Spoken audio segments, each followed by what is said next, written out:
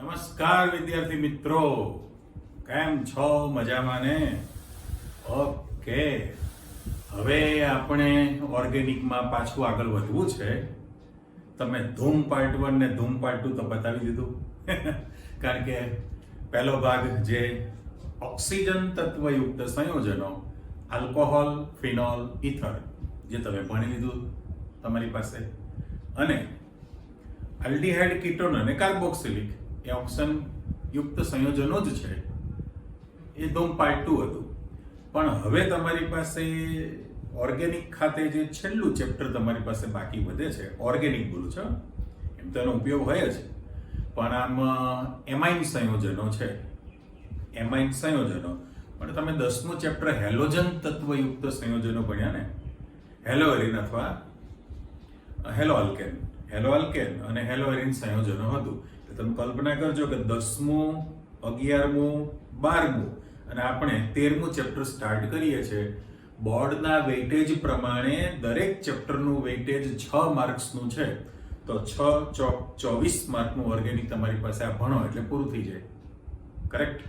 એટલે કહેવાનો અર્થ એમ કે એમાઇન સંયોજનો એટલે એકચ્યુઅલી એને નાઇટ્રોજન તત્વયુક્ત સંયોજનો કહેવાય, કે જેમાં નાઇટ્રોજન તત્વની હાજરી હોય.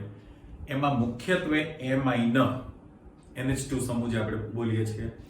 જાણકારી માટે બીજા સમૂહમાં nitro, NO2, cyanide, C triple bond N, અને આઇસોસાયનાઇડ તો N ટ્રિપલ બોન્ડ C થઈ ગયું ને.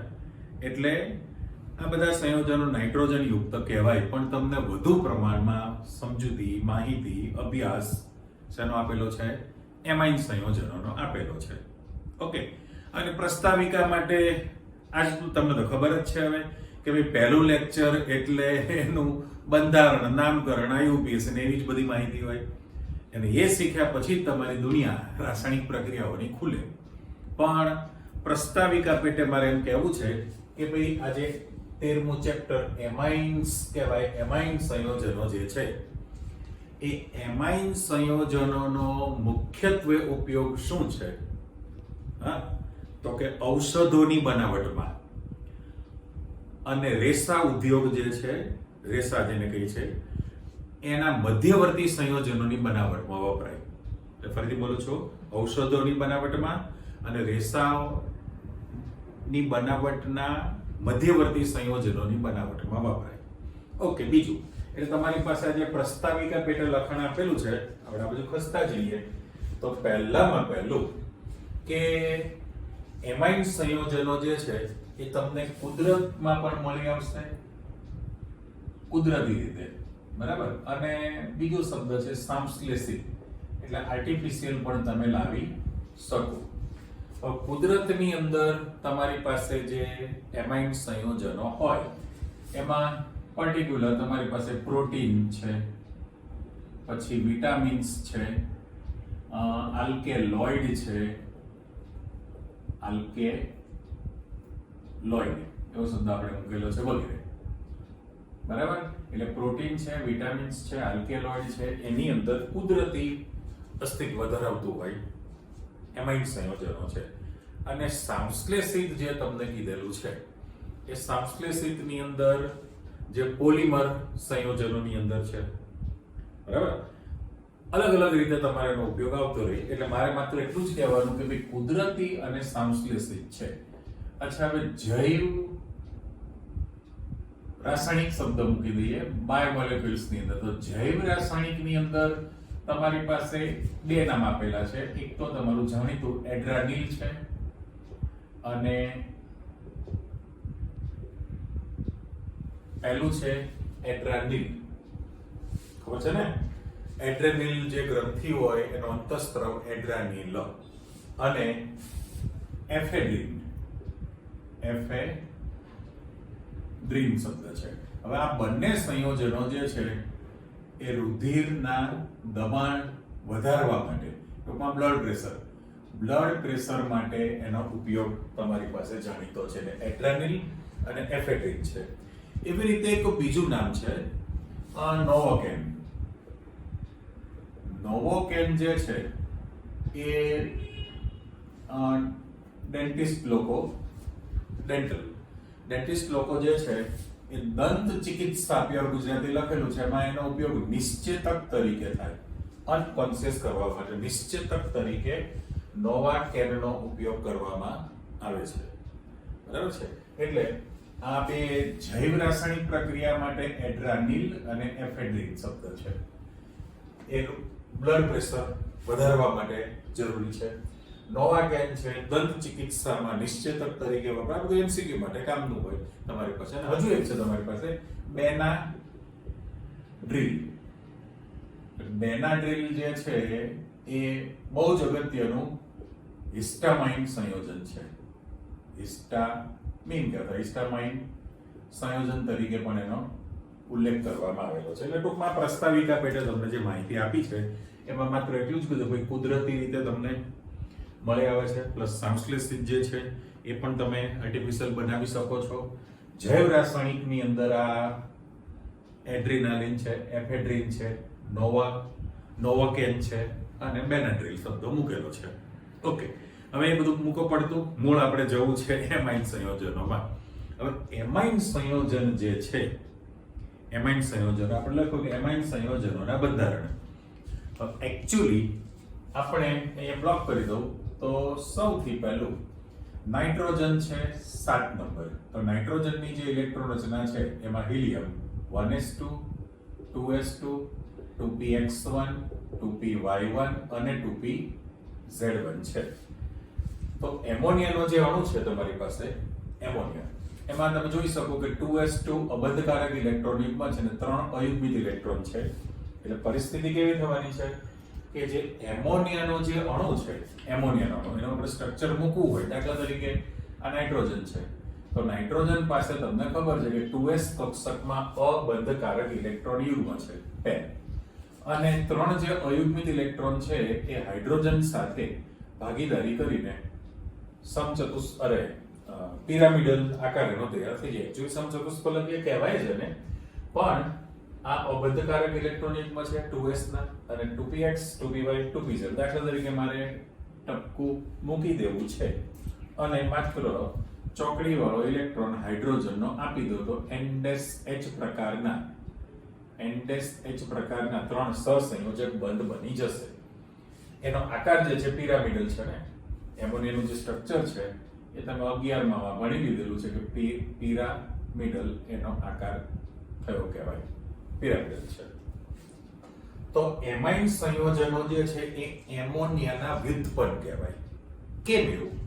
તો એવું કહે છે કે ભાઈ એમોનિયા જે સંયોજન છે, દાખલા તરીકે તમે મૂકેલું છે NH3, એ એમોનિયા સંયોજનમાંથી તમે એક અથવા એક કરતા વધુ હાઇડ્રોજન પરમાણુનું વિસ્થાપન કરી નાખો. કોના વડે? તો કે આલ્કાઇલ અથવા એરાઇલ વડે. આલ્કાઇલ અથવા એરાઇલ વડે જો તમે વિસ્થાપન કરી નાખો તો તમારી પાસે જે છે એમાઇન સંયોજનો બનતા જશે. હવે આમાંથી જે એમોનિયા છે એમાંથી કલ્પના કરી લો કે એક હાઇડ્રોજનનું વિસ્થાપન આપણે કરીએ તો તમારી પાસે RNH2 વધશે, RNH2.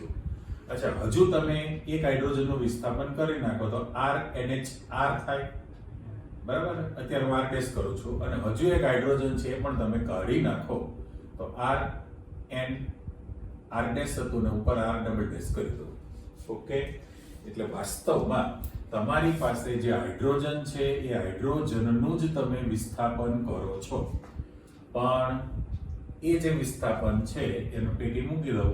આ તમારી પાસે ઓપ્શનમાં આપી દઉં, કાં તો આલ્કાઇલ હોઈ શકે અથવા તો એરાઇલ પણ હોઈ શકે. એટલે ફરીથી કે એમાઇન સંયોજનો એ એમોનિયાના વ્યુત્પન્ન છે, એમોનિયાને અનુરૂપ કહેવાય. તો ખરેખર તમે વર્ગીકરણ કરશો પ્રાથમિક, દ્વિતીય, તૃતીય, એક ચતુર્થક પણ બોલીશું, તો આ એમોનિયા સંયોજનમાંથી એક અથવા એક કરતા વધુ હાઇડ્રોજન પરમાણુનું વિસ્થાપન જો તમે આલ્કાઇલ અથવા એરાઇલ સમૂહ વડે કરી નાખો તો જે બને એ તમારી પાસે એમાઇન સંયોજનો બન્યા છે. એટલે અહીં આપણે સ્પષ્ટતા કરેલી છે. જો આલ્કાઇલ અથવા એરાઇલ છે, એક હાઇડ્રોજન તમે દૂર કરો તો RNH2 બન્યો. હવે RNH2 જે છે તમારી પાસે પ્રાથમિક એમાઇન 10 થયો. ઓકે, સેમ કોપી કે ભાઈ RNH છે, RNH તો એમાં બે અલ્કાઇલ અથવા એરાઇલ સમૂહ જોડાણા કહેવાય. એટલે આ જે બનેલું છે તમારી પાસે દ્વિતીયક એમાઇન બને. અને હજુ જો આ એક હાઇડ્રોજન તમે દૂર કરી નાખો, નાઇટ્રોજનની 3 સંયોજકતા છે તમારી, તો આ જે બનશે તૃતીયક એમાઇન 30 બની ગયો. હવે તો એક પણ હાઇડ્રોજન નથી, છતાં તમે ચતુર્થક એમાઇન ક્ષાર બનાવી શકો. ઓકે, બીજું કે તમે દાખલા તરીકે R અને R જો આ બંને સમાન હોય ને તો એને સાદો એમાઇન કહેવાય. બંને આલ્કાઇલ અથવા એરાઇલ સમૂહ સમાન રહેતા હોય તો એને સાદો એમાઇન કહેવાય. પણ જો આલ્કાઇલ અથવા એરાઇલ સમૂહ અલગ અલગ જુદા જુદા હોય તો એને મિશ્રિત એમાઇન કહેવાય. સાદો એમાઇન, મિશ્રિત એમાઇન એવા પણ બે ભાગ પડી જશે. ક્લિયર? ઓકે, હવે આગળ વધતા જઈએ આપણે કે જે પિરામિડલ જે આકાર આપેલો છે કે ભાઈ એમાઇન સંયોજનોના બંધારણ.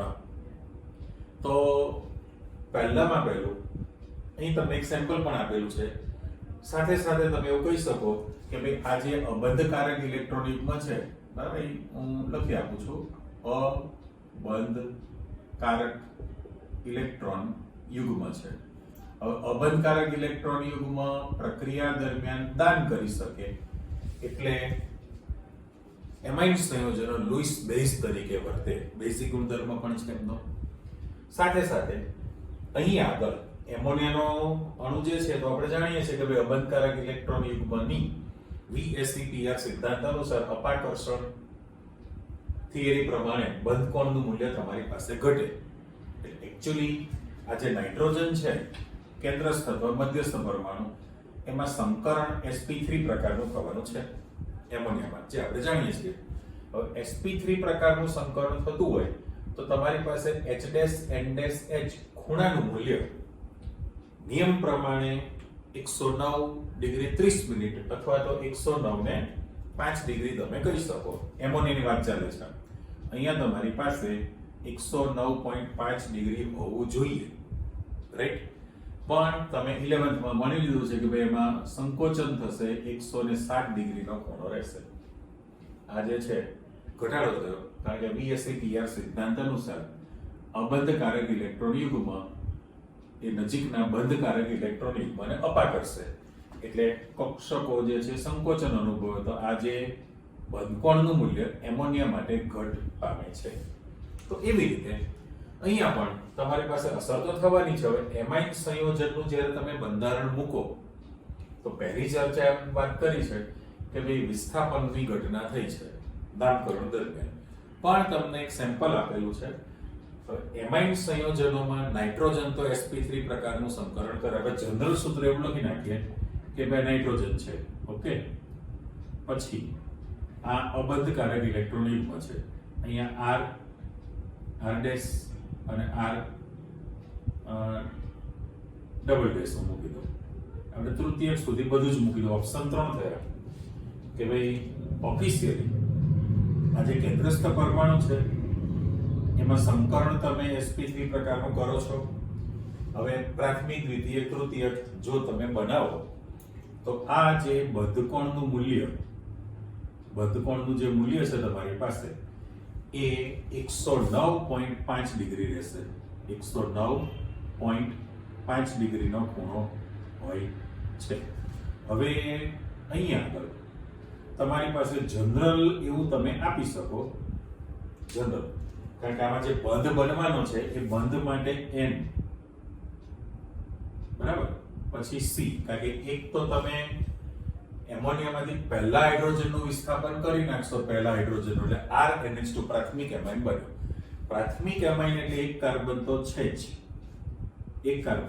બરાબર, આની અંદર. અને આ કાર્બન, આ નાઇટ્રોજન. હવે જે બે શક્યતા છે એની અંદર તમને સિમ્બોલ વાપરેલો છે E સિમ્બોલ તમને વાપરેલો, પણ જ્યાં E બરાબર કોણ હોઈ શકે તો કે E બરાબર તમારી પાસે કાં તો હાઇડ્રોજનનો પરમાણુ હોઈ શકે અથવા તો કાર્બનનો પરમાણુ પણ હોઈ શકે, રાઈટ?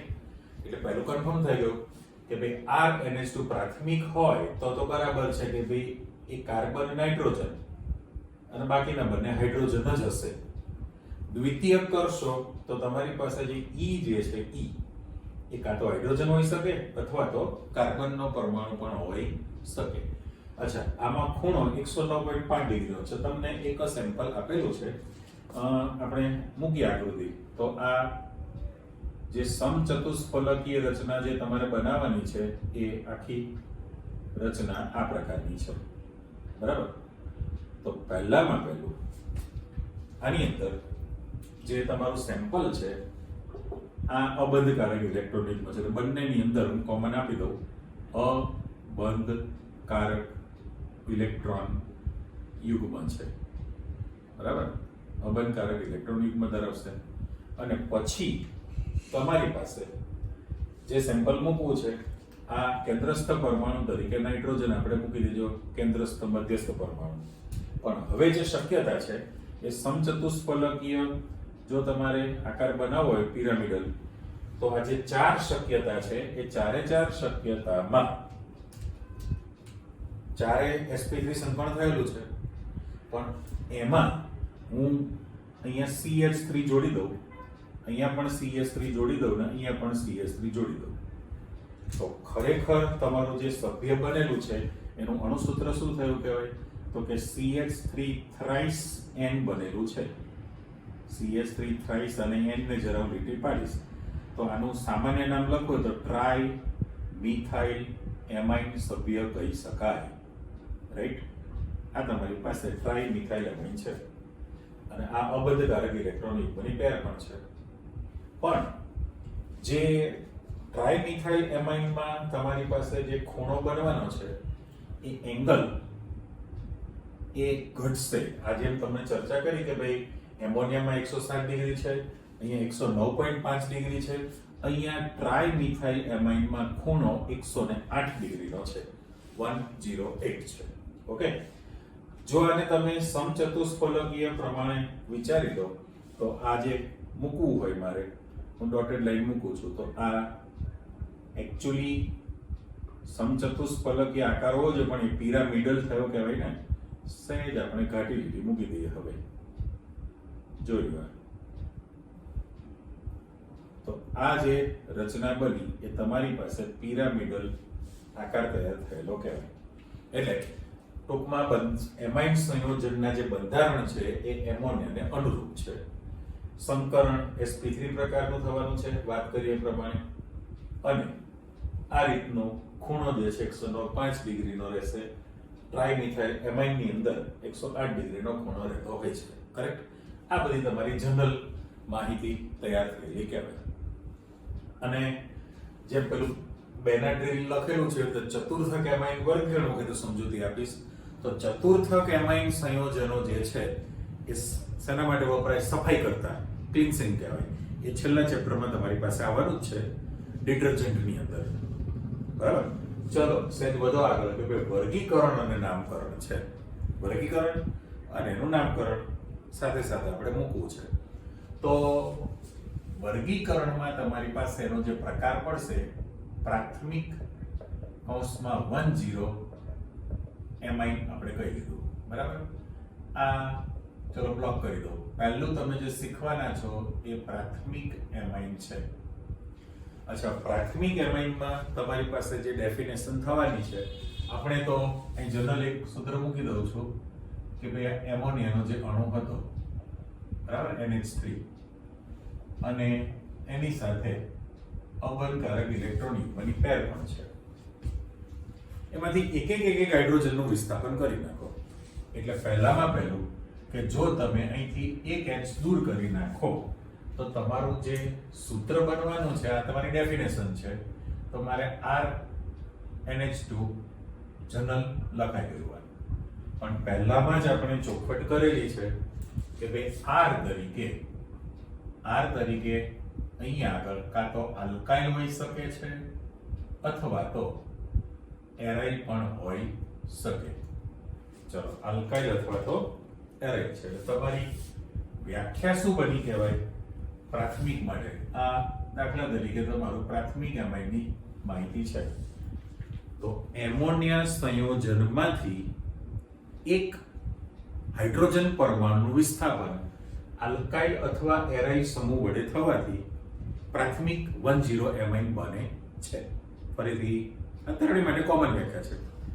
એમોનિયા સંયોજનમાંથી એક હાઇડ્રોજન પરમાણુનું વિસ્થાપન આલ્કાઇલ અથવા એરાઇલ સમૂહ વડે થવાથી પ્રાથમિક 1,0 એમાઇન મળે છે.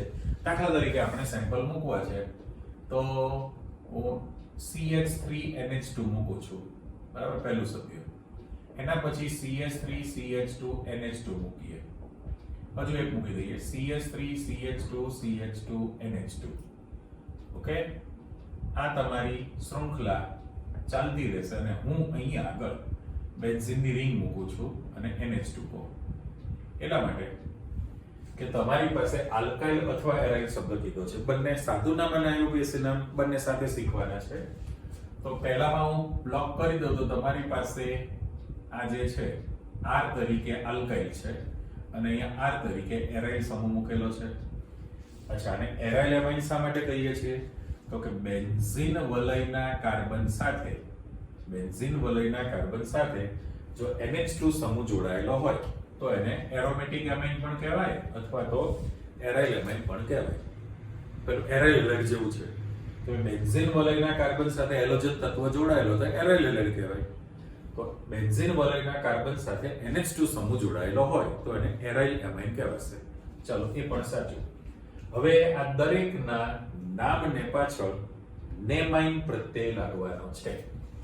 વર્ગીકરણ અને નામકરણ જ્યારે તમે કરશો ત્યારે દરેકના નામને પાછળ નેમાઇન પ્રત્યય લાગે. એટલે પહેલું અહીંયા એક જ કાર્બન છે ને, હું પાછું ટપકું પાડી દઉં તો આમાં એક જ કાર્બન છે, આમાં બે કાર્બન, પણ વર્ગીકરણ વાળો સમૂહ છે એટલે આને મકાન નંબર લાગી જશે. તો પહેલું IUPAC નામ લખવું છે તો IUPAC નામમાં તમે મિથેનેમાઇન લખવાના છો, પણ સાદું નામ લખો તો તમારી પાસે મિથાઇલ એમાઇન. ઓકે, પાઠ્યપુસ્તકમાં તમને કોષ્ટક આપેલું જ છે, બધા જ નામ તૈયાર કરવાના છે. એટલે મિથેનેમાઇન અથવા મિથાઇલ એમાઇન છે, આમાં બે કાર્બન છે તો તમે ઇથેનેમાઇન કહેવાના છો અને અહીંયા આગળ સાદા નામની અંદર ઇથાઇલ એમાઇન લખશો. અચ્છા, ત્રણ કાર્બન છે એટલે તમે પ્રોપેનેમાઇન લખશો. પ્રોપેનેમાઇન, બરાબર. પણ સાદા નામમાં તમે પ્રોપાઇલ એમાઇન લખવાના છો અને ખાલી હું અહીંયા પ્રોપાઇલ શબ્દ મૂકી દઉં અને ડેશ મૂકી દઉં, પ્રોપાઇલ એમાઇન. પણ હવે તમારું IUPAC નામ વર્ગીકરણ છે તો એની અંદર પ્રોપેન 1 એમાઇન, 1 પ્રોપેનેમાઇન પણ કહેવાય, 1 પ્રોપેન 1 એમાઇન એવું પણ લખી શકાય. એટલે અહીંયા પ્રોપેન 1 એમાઇન આમ લખાય અથવા 1 પ્રોપેનેમાઇન, 1 પ્રોપેનેમાઇન પણ તમે લખી શકો. એ રીતે પણ લખી. ચાલો, જે મકાન નંબર છે પહેલા આપણે 1 પ્રોપેનેમાઇન. ઓકે, એવું પણ તમે લખી શકો છો. પછી બ્યુટેન 1 એમાઇન, પેન્ટેન 1 એમાઇન, એ રીતે ક્રમ ચાલતો રહે. પણ આ જે છે રિંગ ઉપર NH2 લાગે તો IUPAC ના બેન્ઝેનેમાઇન કહેવાય. બેન્ઝીન વત્તા એમાઇન, બેન્ઝેનેમાઇન. પણ એ રિંગ ઉપર NH2 લાગે તો તમને તો વર્ષોથી ખબર છે કે એનિલિન કહેવાય. એટલે IUPAC નામમાં પણ એને એનિલિન કહી શકાય છે, બરાબર. બેન્ઝીનેમાઇન, એમિનો બેન્ઝીન કહેવાય, એમિનો બેન્ઝીન, બેન્ઝેનેમાઇન, એનિલિન. આ તમારી પાસે કોણ થયું? પ્રાથમિકનું વર્ગીકરણ થઈ ગયું. પણ હવે જ્યારે તમે એક જુદા પ્રકારની માહિતી આવશે, માની લો કે તમે દ્વિતીયક 2,0 એમાઇન લખવું છે, 2,0 એમાઇન. ચલો, આ મેં બ્લોક કર્યું. તો એની વ્યાખ્યામાં થોડોક આપણે ચેન્જ કરીએ છીએ. પહેલું તો તમે કોમન લખવાના છો, પહેલું, બરાબર, અને વચ્ચે હું અથવા કરી દઉં, અથવા શબ્દ. સાદી વ્યાખ્યામાં ઉપલું જે છે એમોનિયામાંથી તમે એક હાઇડ્રોજન પરમાણુનું વિસ્થાપન કર્યું ને, એક હાઇડ્રોજન. માની લો કે તમે એમોનિયામાંથી બે હાઇડ્રોજનનું વિસ્થાપન કરી શકો. બે હાઇડ્રોજનનું વિસ્થાપન કરો તો દ્વિતીયક એમાઇન બનશે. એટલે એક્ચ્યુઅલી સૂત્ર તમારી પાસે R NH R કરી દઈએ. પણ અત્યારે હું R ડેશ મૂકું છું.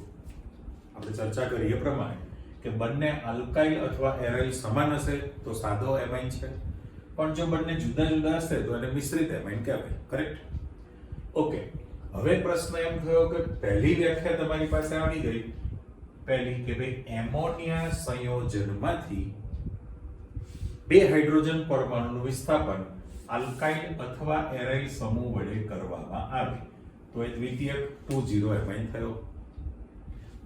ફરીથી એમોનિયા સંયોજનમાંથી બે હાઇડ્રોજન પરમાણુનું વિસ્થાપન આલ્કાઇલ અથવા એરાઇલ સમૂહ વડે થવાથી દ્વિતીયક 2,0 એમાઇન બને. એ કોમન વ્યાખ્યા થઈ ગઈ કહેવાય.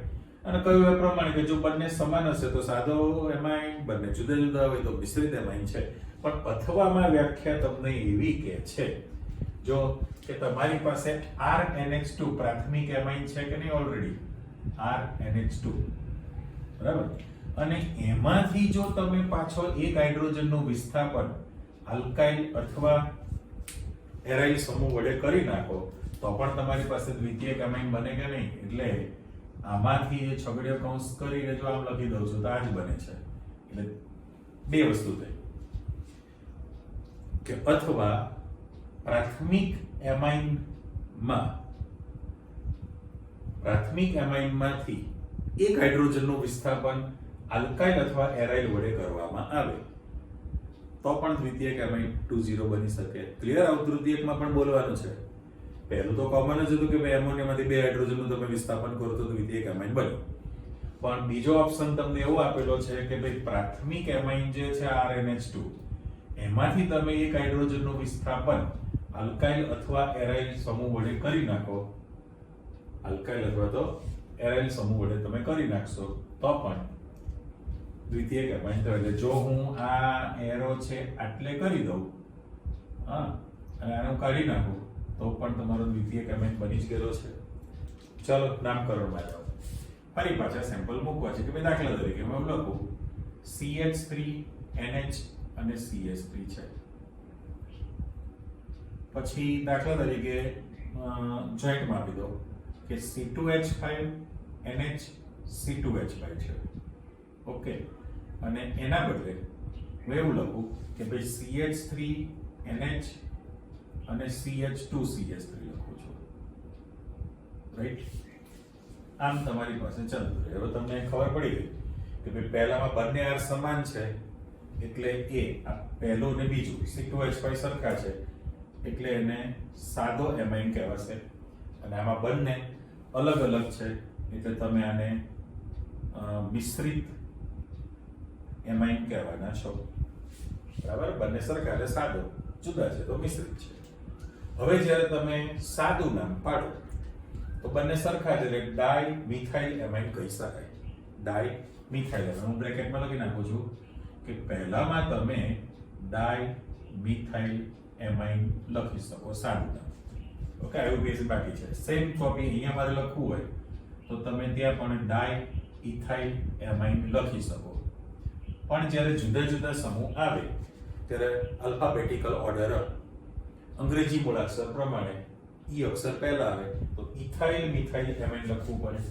એટલે એના માટે પણ હું લખી દઉં કે ભાઈ આ પહેલા ઈ અક્ષર પહેલા આવશે એટલે ઇથાઇલ નીચે લીટી મૂકીશ, મિથાઇલના મી નીચે ટપકો મૂકી દઉં તો તમારું એ નામકરણ આવી ગયું. બરાબર? પહેલા મેં તમને જે મૂકેલા છે સાદા નામમાં માહિતી આપી.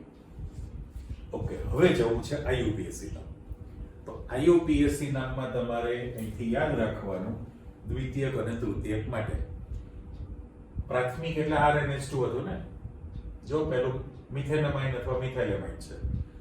હવે તમે આમાંથી એક H દૂર કરશો, જો આ એક H દૂર કર્યો તો CH3 થઈ ગયું એટલે એને પૂર્વક તરીકે N લખવો પડે.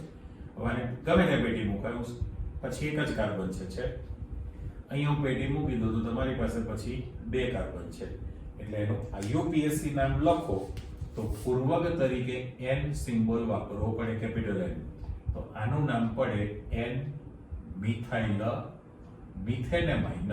ઓકે, N જો રાઉન્ડ મૂકી દો N મિથાઇલ મિથેનેમાઇન. સેમ કોપી અહીંયા બંને સરખા જ છે તો આના અંદર પણ તમે કેપિટલ N પૂર્વક તરીકે મૂકવાના છો. N ઇથાઇલ ઇથેનેમાઇન તમે લખી શકો. કરેક્ટ? N ethyl ethanamine. પણ હવે જ્યારે તમે આ રાખો ત્યારે તમારે ઓછા કાર્બનને પેટી મૂકવાની છે અને પછી 2 કાર્બન લેવાના. તો એમાં તમારે એન મિથાઇલ ઇથેનમાઇન લખવું પડે. આઈયુપીએસી નામ જોઈ લો, એન મિથાઇલ અને ઇથેનેમાઇન છે.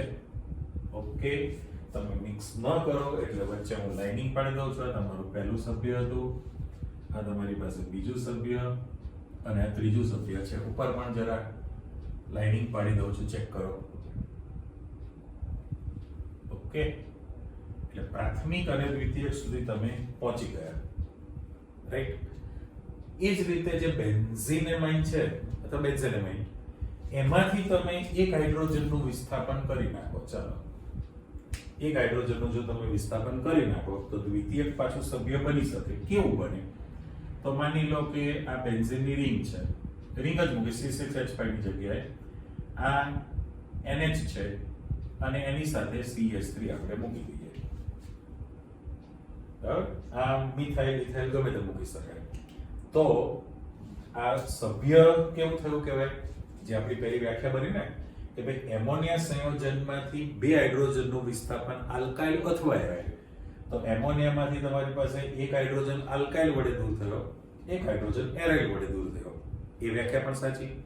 સાથે સાથે એમ પણ કીધું કે પ્રાથમિક એમાઇનમાંથી એક હાઇડ્રોજન, તો જે એનિલિન છે પ્રાથમિક એમાઇન, એમાંથી તમે એક H દૂર કર્યો મિથાઇલ સમૂહ વડે, રાઈટ. તો આમાં આઈયુપીએસી તમે નામ પાડશો તો મિથાઇલને મેં પેટી મૂકી દીધી છે એટલે આઈયુપીએસી નામ તમારું કેવું થશે? પૂર્વક તરીકે એન મિથાઇલ બેન્ઝીનેમાઇન. બેન્ઝીનેમાઇન આ એનું આઈયુપીએસી નામ થયું. પણ જો તમારે સાદું નામ લખવું હોય તો તમારી પાસે આનું આ જ છે, એન મિથાઇલ એનિલિન કહી શકાય. સાદા નામમાં તમે એનિલિન શબ્દ વાપરો છો, કરેક્ટ. એટલે અહીંયા આગળ એન મિથાઇલ બેન્ઝીનેમાઇન અથવા એન મિથાઇલ એનિલિન કહી શકાય. તો આ દ્વિતીયકની ચર્ચા તમારી પાસે આવી. વધુ આગળ એવી જ રીતે ત્રીજો જે પ્રકાર આપણે શીખવો છે એના માટે પાછું હેડિંગ આપી દઈએ ભાઈ તૃતીયક 30 એમાઇન આપણે મૂકી દીધું. ઓકે, તો એના માટે આ સ્ટાર અને તૃતીયક કહી દીધું. પહેલા તો જૂની વ્યાખ્યા તમારે આપવાની છે કે હજુ તમારી પાસે એક હાઇડ્રોજન દેખાશે જો તમે આ definition R N R dash અને R ડબલ ડેશ કરી દો, થોડો R મોટો કરી દો, તો તમારી પાસે પહેલી વ્યાખ્યા તો તૈયાર થઈ ગઈ ને. પહેલી વ્યાખ્યા કે ભાઈ એમોનિયા સંયોજનમાંથી 3 હાઇડ્રોજન પરમાણુનું વિસ્થાપન આલ્કાઇલ અથવા એરાઇલ સમૂહ વડે કરવાથી અથવા થવાથી તૃતીયક 30 એમાઇન બને. અને સાથે સાથે અથવા વાળી વ્યાખ્યા તમારે જોઈશે ને. અથવામાં શું કહી શકો? તો તૈયાર જ છે કે દ્વિતીયક એમાઇન એટલે તમારી પાસે R NH R ડેશ છે ને, R NH R ડેશ, અને એમાં હજુ એક હાઇડ્રોજન છે. તો આ હાઇડ્રોજનનું વિસ્થાપન પણ તમે કોના વડે કરી નાખશો? આલ્કાઇલ અથવા તો એરાઇલ વડે જો તમે વિસ્થાપન કરી નાખો, ઉપર મેં મૂકી દીધું, તો એ તૃતીયક એમાઇન બની ગયો. છેલ્લી વાર વ્યાખ્યા, એમોનિયા સંયોજનમાંથી 3 હાઇડ્રોજન પરમાણુનું વિસ્થાપન આલ્કાઇલ અથવા એરાઇલ સમૂહ વડે થવાથી અથવા દ્વિતીયક એમાઇનમાંથી એક હાઇડ્રોજનનું વિસ્થાપન આલ્કાઇલ અથવા એરાઇલ વડે થવાથી તૃતીયક 30 એમાઇન સંયોજન બને છે. ચાલો એના ઉદાહરણ આપણે આપી દઈએ. તો પહેલામાં પહેલું હું લખું CH3N, CH3 ને ઉપર CH3 મૂકી દો. ત્રણેય સરખા છે એટલે સાદો છે. માની લો કે હું C2H5 આવડે ને તમને? લખવું નથી, અહીંયા આપી દો C2H5N, ફરી પાછું C2H5 અને નીચે પણ હું C2H5 આપી દઉં છું.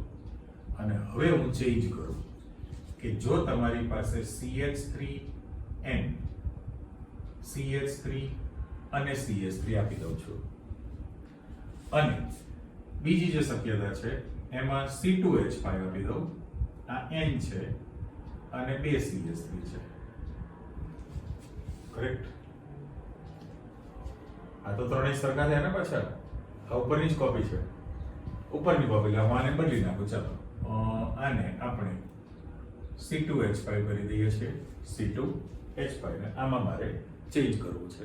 એટલે ચેન્જમાં શું થાય તો કે જો તમારી પાસે રિંગ NH અને CH3 હતું ને, એની બદલે એક H કાઢી નાખું અને આમાં બેન્ઝીનની રિંગ મૂકી દો, એટલે હું અહીંયા C6H5 લખી નાખું. ઓકે, બેન્ઝીન રિંગ છે પણ C6H5. ચલો ફરી પાછા મિક્સ ન થાય એટલે હું જરા લાઇનિંગ પાડી દઉં વચ્ચે. આ તમારા તૃતીયક માટેના નામ આવી ગયા. હજુ સ્પેસ છે વિશિષ્ટ પ્રકાર માટે. તો પહેલામાં પહેલું આ જે બંને સભ્યો લખેલા છે એ તમારી પાસે સાદો છે, તો આનું તમારે નામ લખવું હોય સાદું નામ તો ટ્રાય ઇથાઇલામાઇન કહેવાય ને, ટ્રાય ઇથાઇલામાઇન છે. અહીંયા લખશો તો તમારું સાદું નામ ટ્રાય મિથાઇલ એમાઇન તમે લખવાના છો. ઓકે, પણ હવે કેવું થાય, 3 છે તો હું આને બ્લોક કરી દઉં, બરાબર? સેમ કોપી અહીંયા પણ હું આને બંનેને બ્લોક કરી દઉં. પછી કાર્બનને ગણતરીમાં લો તો એક જ કાર્બન છે અને આમાં તમારી પાસે 2 કાર્બન છે. પણ જેમ દ્વિતીયક માટે પૂર્વક તરીકે N સિમ્બોલ વાપરેલો છે ને, તો તમારે યાદ રાખવાનું કે દ્વિતીયકમાંથી ફરી પાછો હાઇડ્રોજનનું વિસ્થાપન કરો, આલ્કાઇલ અથવા એરાઇલ લાગે તો 2 વખતે N પૂર્વક લખવું પડે. N પછી dash N, NN dimethyl. Okay, NN dimethyl અને એક જ કાર્બન છે એટલે સંભાળી દઉં છું, મિથેનેમાઇન લખાશે, મિથેનેમાઇન. તો અહીંયા તમે લખશો NN, આવડી જ ગયું, લખીશ નહીં, ડાયઇથાઇલ ઇથેનેમાઇન બની જાય ને. ક્લિયર? પહેલામાં તમે NN dimethyl methanamine, same copy, NN diethyl ethanamine છે. પણ હવે તમારી પાસે અહીંયા બંને જુદા જુદા છે, તો શું કરો? તો પણ તમારે આ ઓછા કાર્બનને હું પેટી મૂકી દઉં છું અને પછી તમારે 2 કાર્બન ગણતરીમાં લેવાના. ઓકે, તો સાદું નામ જ્યારે તમે લખો તો ડાયમિથાઇલ ઇથેનેમાઇન લખવાના છો, ડાયમિથાઇલ ઇથેનેમાઇન. પણ IUPAC નામ લખશો ત્યારે NN ડાયમિથાઇલ અને ઇથેનેમાઇન ખરું, NN ડાયમિથાઇલ ઇથેનેમાઇન છે. અને ફરી પાછું નીચે તમારી પાસે સભ્ય આ રિંગ અને આ તમારી પાસે C6H5 બેન્ઝીન રિંગ છે, તો NN ડાયમિથાઇલ બેન્ઝીનેમાઇન, રાઈટ? પહેલા IUPAC નામ લખી નાખીએ આપણે, તો NN ડાયમિથાઇલ અને બેન્ઝીનેમાઇન. ઓકે, પણ જો તમારે IUPAC નામ લખવું હોય તો બેન્ઝીનેમાઇન ની જગ્યાએ તમારે શું લખવાનું થાય? NN ડાયમિથાઇલ એનિલીન પણ તમે એને કહી શકો, NN ડાયમિથાઇલ એનિલીન છે. ઓકે, તો તૃતીયક માટેની માહિતી આવી ગઈ. હવે ચતુર્થક એમોનિયમ ક્ષાર કોને કહેવાય? બરાબર, એટલે હું હેડિંગ આપી દઉં છું. તમારી પાસે ચતુર્થક એમોનિયમ ક્ષાર શબ્દ છે, તો જે ચતુર્થક એમોનિયમ ક્ષાર છે એનો જે ઉપયોગ સફાઈ કરતા તરીકે, એટલે ડિટર્જન્ટની બનાવટમાં, સાબુ ડિટર્જન્ટ તમે શીખવાનું છો, ક્લિન્સિંગ, એ સફાઈ કરતા સંયોજનો જે બનાવવામાં આવે એની અંદર ચતુર્થક એમાઇન ક્ષાર બને. પણ એની ડેફિનેશન પ્રમાણે કેવું થાય? બરાબર, કે ચતુર્થકની અંદર નાઇટ્રોજનની કેપેસિટી તો 3 R જોડવાની હતી જ, કરેક્ટ? 1 2 3 તમે R જોડે, R છે, R ડેશ છે, R ડબલ ડેશ છે. હવે તો એક પણ હાઇડ્રોજન છે જ નહીં, છતાં જો તમે ચોથો ફરજિયાત જોડો, એની સાથે તમે ચોથો R જોડવાના છો, બરાબર? એટલે R dash R double dash ને R ટ્રિપલ ડેશ લખી દઉં તો અહીંયા તમારી પાસે x માઇનસ હશે, એટલા માટે કે આ ધન આયન બની જાય અને આ ઋણ આયન છે, પણ x તરીકે જનરલી ચતુર્થક એમાઇન ક્ષારની અંદર ક્લોરીન અથવા બ્રોમિન છે, ક્લોરીન કે બ્રોમિનનો પરમાણુ તમે લઈ શકો, બરાબર. તો ચતુર્થક એમાઇન ક્ષાર બની ગયેલો કહેવાય. એમાં તમને એક ઉદાહરણ આપણે આપી દઈએ. દાખલા તરીકે સમાન પણ હોઈ શકે, જુદા પણ હોઈ શકે. અત્યારે મારે લખવું હોય તો એવું લખી શકાય કે ભાઈ CH3 4N અને હું Cl લખું, પણ ખ્યાલ આવી ગયો N ઉપર પ્લસ ચાર્જ, Cl ઉપર માઇનસ ચાર્જ લખી શકાય. હવે આનું જો તમે નામ પાડો તો ટેટ્રા મિથાઇલ એમોનિયમ ક્લોરાઇડ ક્ષાર કયો કહેવાય? નામ જુઓ, ટેટ્રા મિથાઇલ એમોનિયમ ક્લોરાઇડ, પણ એ પોતે ચતુર્થક એમાઇન ક્ષાર કયો કહેવાય? Tetra ethyl. જે મિથાઇલ છે, ખાલી લાઇનિંગ પાડી દઉં, તમારી પાસે મિથાઇલની જગ્યાએ હું C2H5 મૂકી દઉં તો મીની જગ્યાએ ઇથાઇલ થઈ જશે ને. સરખા રાખીએ છીએ આપણે.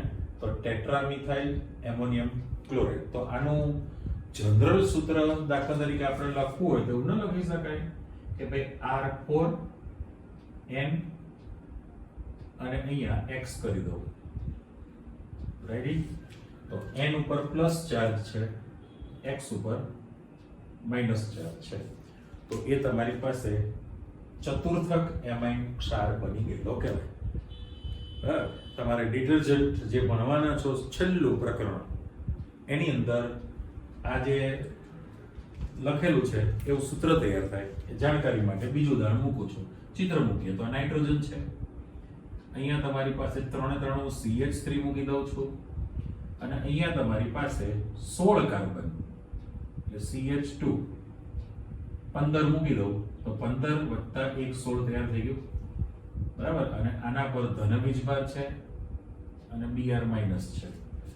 હવે આનું જો તમારે નામ પાડવું હોય તો ખાલી આ 16 કાર્બન છે ત્યાં આગળ તમારે સિટાઇલ શબ્દ લખવાનો છે. સિટાઇલ ટ્રાઇમિથાઇલ એમોનિયમ બ્રોમાઇડ. સિટાઇલ ટ્રાઇમિથાઇલ એમોનિયમ બ્રોમાઇડ એ ચતુર્થક એમાઇન ક્ષાર બની ગયેલો કહેવાય. ઓકે.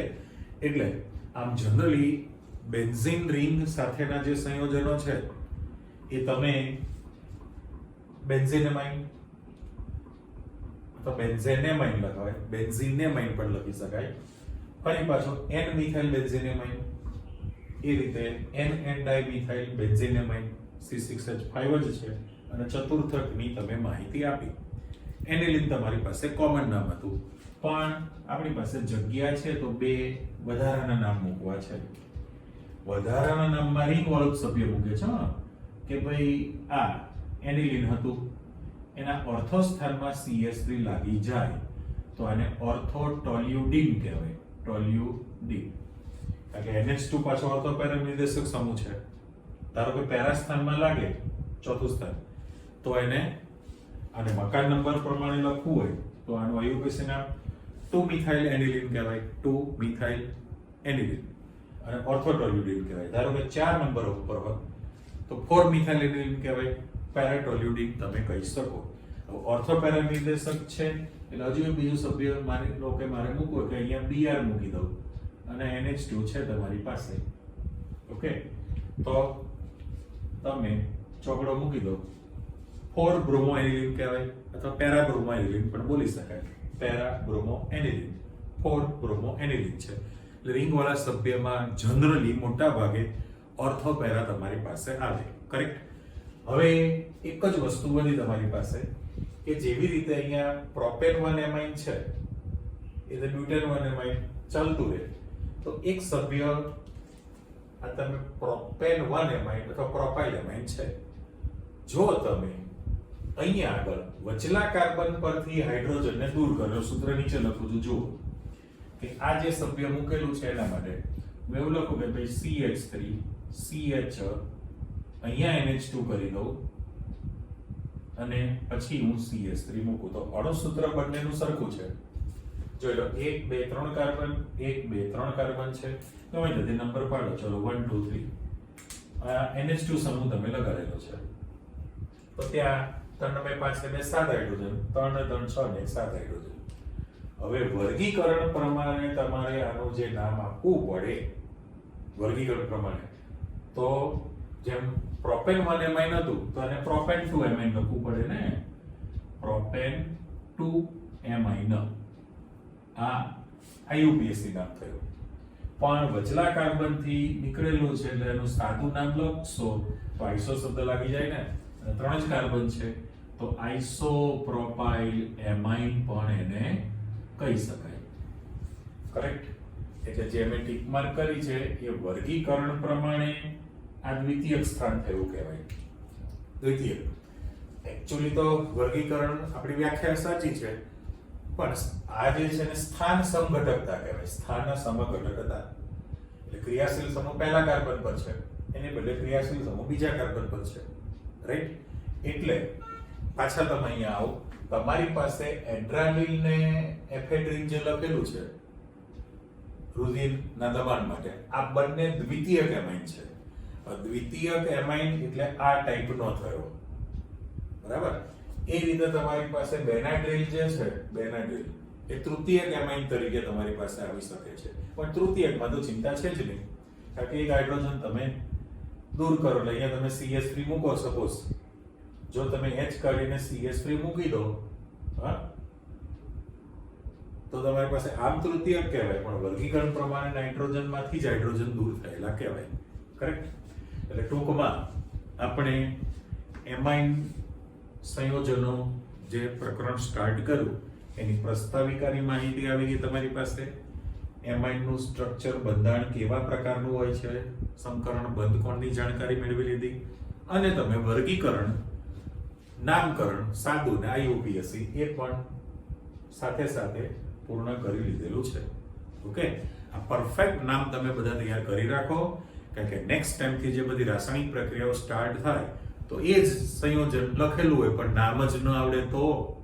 એટલે આ પરફેક્ટ આવડવા જોઈએ. ટેક્સ્ટ બુકમાં કોષ્ટક છે સમૂહ સ્ટાર્ટ થાય એટલે, એમાં પણ પેન્સિલથી જે રીતે હું તમને બોર્ડ પર સમજૂતી મૂકું છું, ભાઈ કાર્બનનો નંબર પાડું, ચોરસ પેટી મૂકું છું, કોને તમે N લગાડેલો છે, એ બધી જ ચર્ચા તમારી પાસે એવી કરી મૂકો તો વાંચો લખો ત્યારે ગોખવું ન પડે, સહેલાઈથી આવડી શકે. બરાબર? સરળ જ છે, પણ એકાગ્રચિત્તે શીખી સમજી તૈયાર કરી નાખવું પડે. ઓકે? મળીએ છીએ પાછા નેક્સ્ટ ટાઈમ. બાય. આવજો.